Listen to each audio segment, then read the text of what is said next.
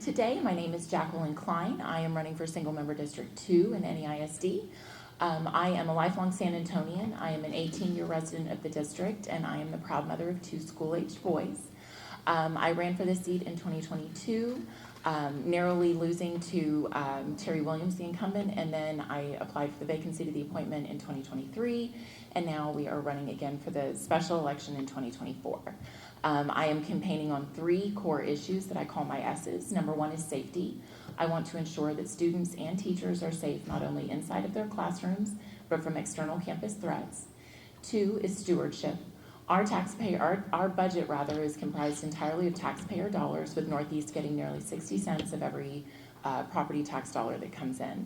So when elected trustee, I pledge to vote no to any property tax rate increases, as your trustee is the one who sets your tax rate. The final and third S is student success. So post-pandemic, the students in my Roosevelt cluster are currently graduating at a proficiency of less than 37%. We want to make sure that our kids can read, write, do math, communicate effectively, and think critically. So I am passionately dedicated to improving the educational outcomes of all students in NEISD. So on May 4th, I ask for your vote for Jacqueline Klein, Northeast ISD, Place 2. Thank you. Good afternoon. I'm Rhonda Rowland. I have 33 plus years as an educator. I've been a teacher, assistant principal, principal, and central office. I have a doctorate degree from Texas A&M in educational leadership. I'm running on integrity, experience, and transparency. I believe in teachers, I believe in parents, I believe in students, and I believe that we should ask for their input in everything that we do. I think that we should be good stewards of our money. I believe that we should have input from our parents and our teachers, our bus people, all the staff that we have at NEISD. I believe that we should be transparent in what we do and listen to all areas of our community.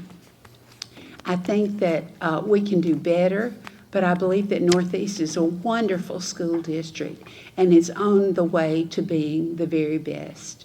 Thank you. So good afternoon, and thank you for being here. My name is Tracy Shelton, and I am a candidate for the Northeast ISD Single Member District 2.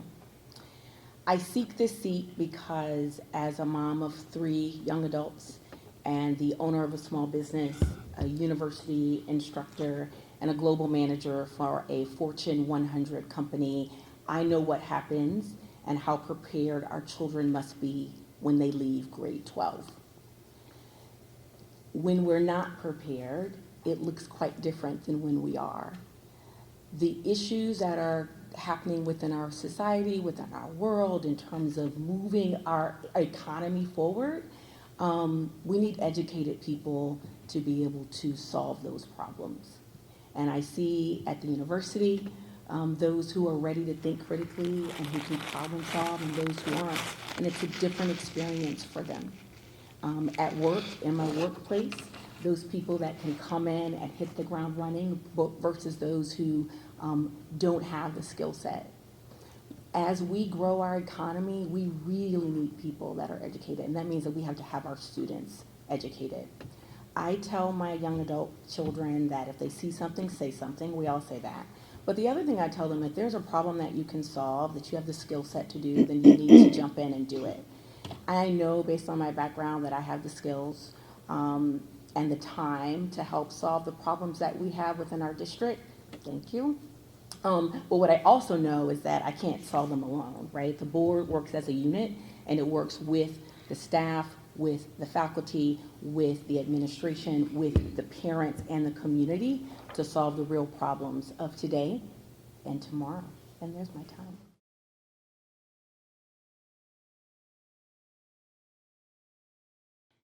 Lots of things. The more I dig into who we are and what we're doing, we celebrate what we do well, and we're open and honest about where we need to improve. And that's amazing, and it allows us to keep moving the ball forward, right? When we're celebrating what we do well, it builds people's excitement and enthusiasm. It builds our children's self-efficacy. They want to see more of that, right? When you've done well and people have told you you've done well, then you want to keep doing that and do more. And then when we're open and transparent about, this is an opportunity for us, and here are the hard questions that we need to ask, it gives us all pause, because everyone has ideas, but it gives us all pause. And then we have to think critically about, okay, what do we do? And it becomes the opportunity for us to rally as a community, as a body, to say, this is important to us, and here's why, and here are the things that we're going to give on in order to solve the problem that's in front of us. Well, I can't name one thing. I have a list.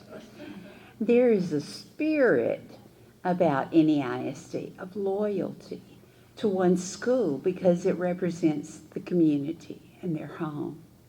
I love the way that football unites us. The Windcrest Water Tower lights up when we win. I love that NEISD serves all ages. The Academy of Learning and Retirement involves the older population. I love the openness to serve all children. I love the kindness of the students who serve in the Lions Club. I love to see the students perform music concerts and plays. They are so professional. I love to see the caring that our teachers show to their students. They go above and beyond. I love to see how the personnel of the staff at Central Office is and how helpful they are. I love how much the people at the bus shop go the extra mile to make sure their students have safe rides. I love that our schools are neighborhood schools and that people can be involved right down the street from where they live. I think one thing that I love about the district is the variety of opportunities that students are provided to choose their educational paths.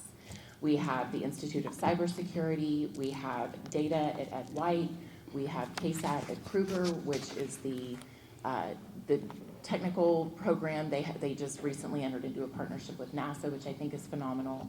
We're offering the early college program. We have CTE courses that allow children to graduate with certificates and go into professions. Life after 12th grade does not look the same for every child. We're giving them opportunities to graduate with college credits. We've got NISA, we've got CETA, we have all of these wonderful programs that we offer for kids to lean into what they're passionate about. And especially with something like the Institute of Cybersecurity, that's going to be the future of the job market. And so we need to make sure that we're not only educating these kids, but putting them on pathways where there will be hiring opportunities once they graduate, once they get out of college. So, and I think that a district of our size has a unique and special ability to provide things to these students that maybe wouldn't otherwise be accessible to them. So kind of just all of these innovative programs that we're doing that really bring out the best and cultivate the brightest kids among us, I think are really phenomenal. Thank you.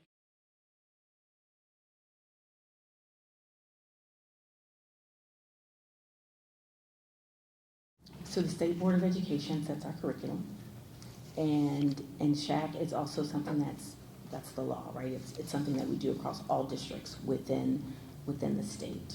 And it is important that we have community voices, that we have parents and people that are in our community talking about what we're teaching in our schools.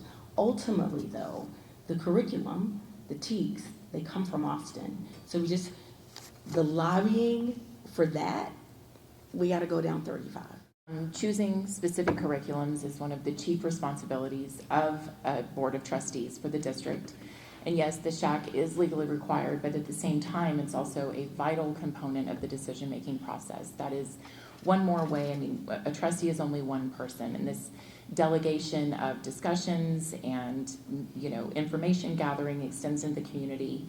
And I think that it's great for the committees to be able to have some of these difficult but necessary conversations. I think that delegating to the SHAC some of these some of the information aggregation keeps the tensions on the board from rising so that we can work together and stay focused on the task at hand. There was, though, there were some issues. I had come and spoken at a board meeting where the trustees were having a difficult time once the newly elected trustees were added to the board, that they were having a difficult time actually appointing their own representatives to the board. They were being told that the board was full and that wasn't allowed. There were no minutes. I do think that as vital a component as they are, we do need transparency there to ensure that parents are involved, that they feel like they can understand the process and see the conversations that are happening. But I absolutely support their input. Now the trustees make the ultimate decision, but it's based on the recommendations of the SHAC and the feedback that they get from their constituents, because at the end of the day, we're making decisions on behalf of those people, and our voice on the dais is not our own, but theirs.